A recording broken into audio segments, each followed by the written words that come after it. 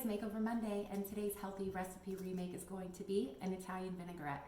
This is way better than store-bought. It's super simple to make, and it's really versatile. Ingredients can be swapped out based on what you have on hand. So let's get cooking. Okay, so we are going to do everything in a measuring cup. That way I only have to use one dish, and I can measure out my ingredients and mix everything together all in the same cup. So I've got a measuring cup here.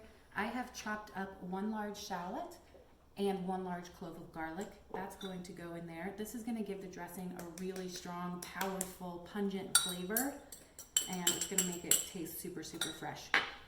And then I've got a little mix of some Italian herbs here, just dried Italian herbs, whatever you have on hand. I have a mix of basil, thyme, and oregano. But if you just have Italian seasoning, literally whatever you have is fine.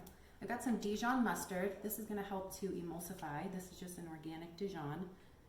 This is about 1 teaspoon will go in there. And then I've got apple cider vinegar. You can use whatever vinegar you have on hand. You can use white wine vinegar, you can use balsamic vinegar, just whatever you've got. I'm going to measure about 1/3 of a cup. Okay. And then I've got an extra virgin olive oil here. I'm going to do about 1/3 of a cup of this also. A lot of times people will do a 2 to 1 recipe, 2 parts oil to 1 part vinegar, but that's always a little too oily for me. So I like to go about 1 to 1. I'm going to put just a little bit of sea salt and a lot of bit of fresh cracked pepper. And you always want to let everything bloom together for at least 10 to 15 minutes before you add in more salt, because all the flavors are going to bloom over time. So you don't want to make it too salty and then it blooms and it gets even saltier. Then from here, just whisk it up. I'm using a fork. And just remember that you want to taste it after at least 15 minutes because the flavors are going to change completely.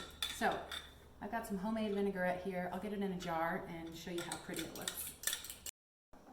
Okay, got our dressing all jarred up here. I'm going to give it a little shake and show you what it looks like. Now, it's really important to keep in mind that the longer you let this sit, the more all the flavors are going to come out. So the garlic and the shallot are going to release into the oil. All the dried herbs are going to come back to life because of the oil. So the longer you can let this sit before you use it, the better it's going to be. Hope you enjoy.